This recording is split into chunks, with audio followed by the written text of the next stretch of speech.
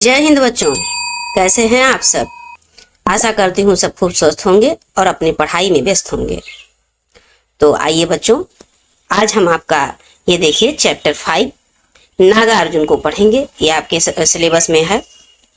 तो नागार्जुन के जो दंतुरित मुस्कान है बच्चों, ये देखिए यहाँ पर, ये देखिए, ये दंतुरित मुस्कान बड़ा ही सुंदर कविता है। तो इनको दंतुरित मुस्कान को पढ़ने से पहले, चूंकि ये नागार्जुन द्वारा रचित कविता है बच्चों, तो सबसे पहले हम नागार्जुन के बारे में डिटेल समझेंगे। उसके बाद जब इनकी कविता को पढ़ेंगे, क्योंकि इनके जीवन परिचय से भी संबंधित क्वेश्चन बनते हैं।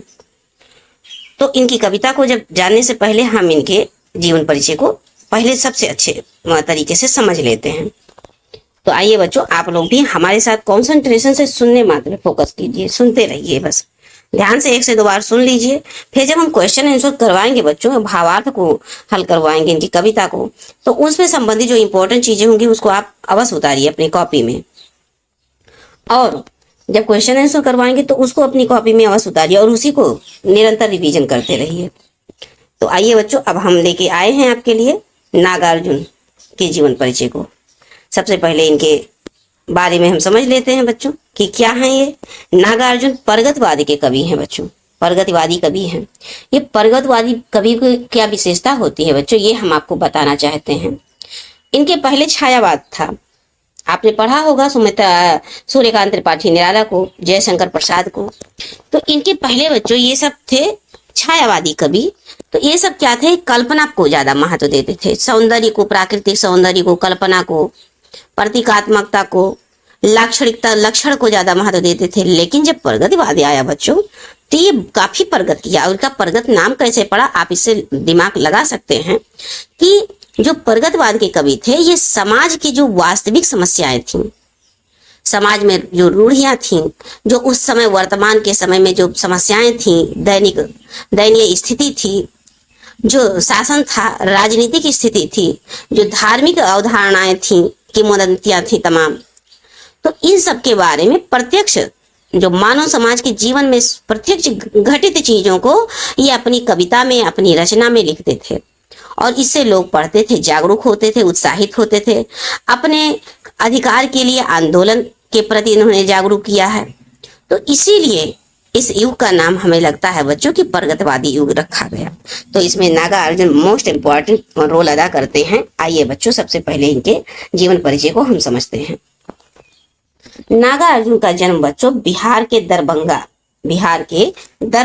जिले के सतलखा गांव में सन 1911 ईस्वी में हुआ था।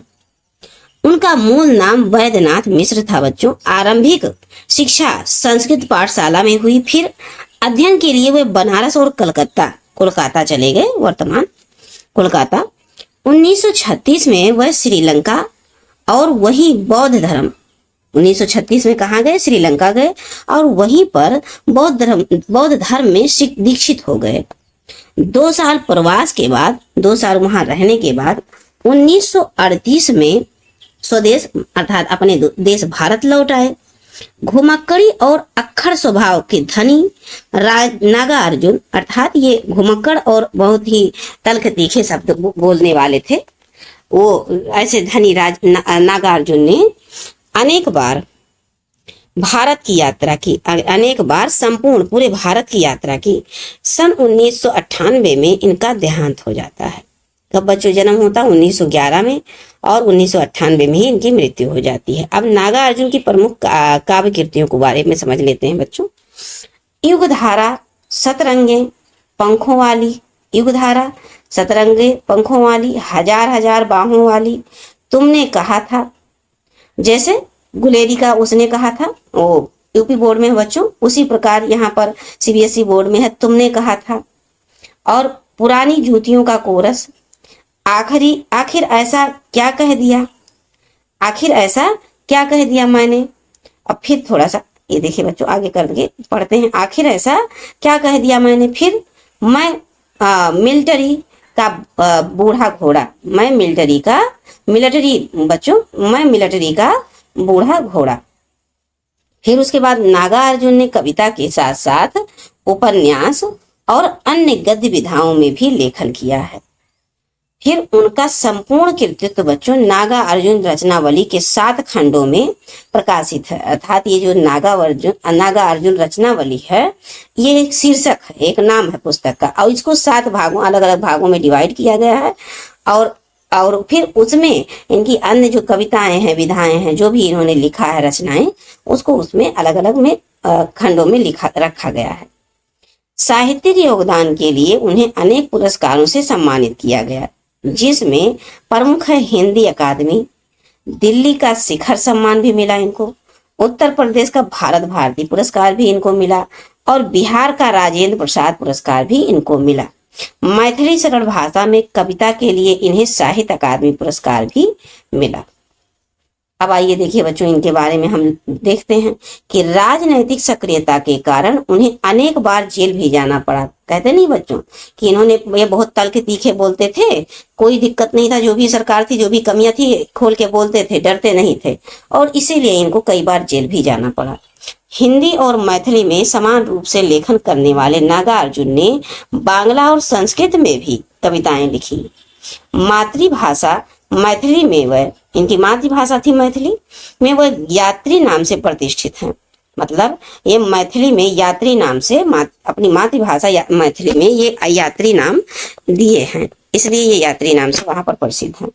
अब बच्चों इनके देखिए, लोक जीवन से गहरा सरोकार रखने के वाले, मतलब जो अपना प्राकृतिक जो जीवन है, अपने आसपास का जो जीवन है, लोक जीवन, उससे गहरा सरोकार रखने वाले नागार्जुन भ्रष्टाचार, राजनीतिक स्वार्थ और समाज की पतनशील स्थितियों के प्रति अपने साहित्य में विशेष सजग रहे हैं।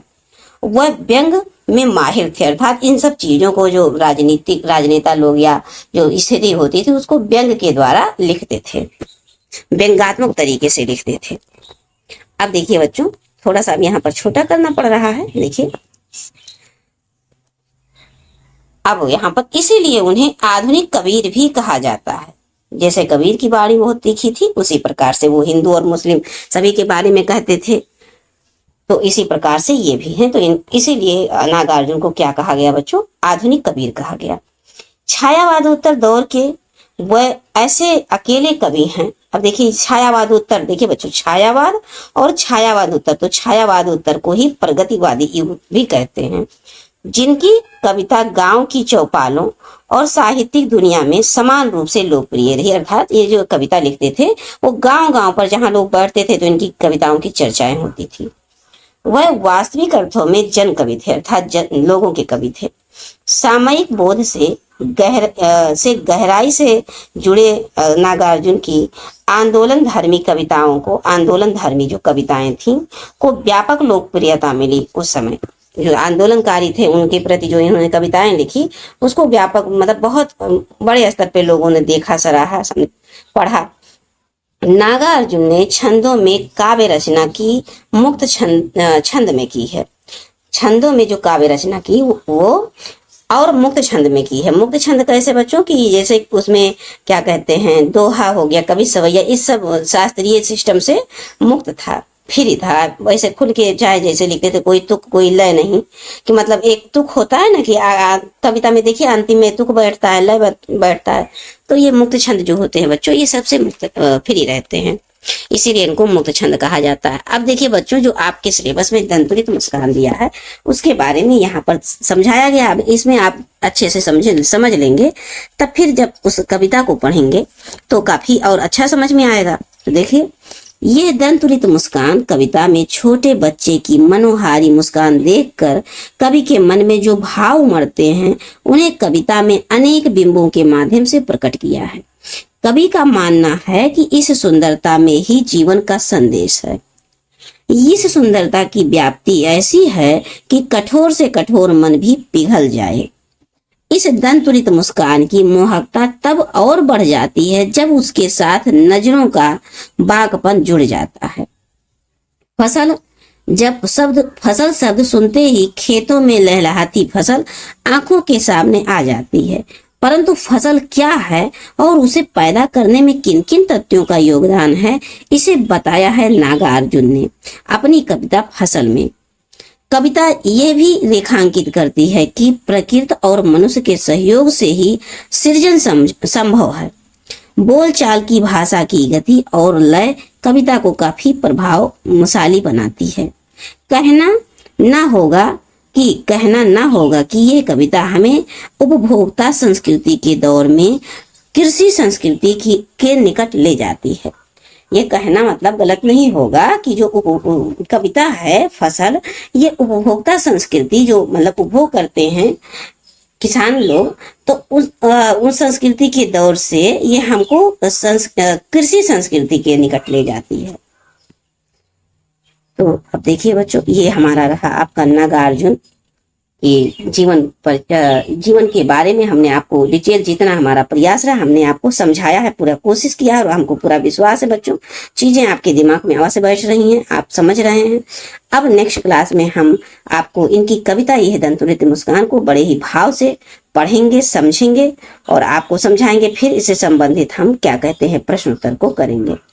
तो आइए बच्चों, आप ये वीडियो हमारा अगर समझ में आ रहा, प्रयास आपको अच्छा लग रहा है तो अन्य मित्रों में भी, अपने फ्रेंड सर्कल में इसे अवश्य शेयर करें, मैक्सिमम लोगों तक पहुंचाएं और इसको लाइक करें और अपने कमेंट अवश्य लिखें बच्चों। थोड़ा सा 2 मिनट 1 मिनट समय देकर कमेंट अवश्य लिखें, जैसे हमको लगे, हमको ये पता चले कि हमारे बच्चे जो ये वीडियो है हमारे प्रयास को समझ रहे हैं, सराह रहे हैं।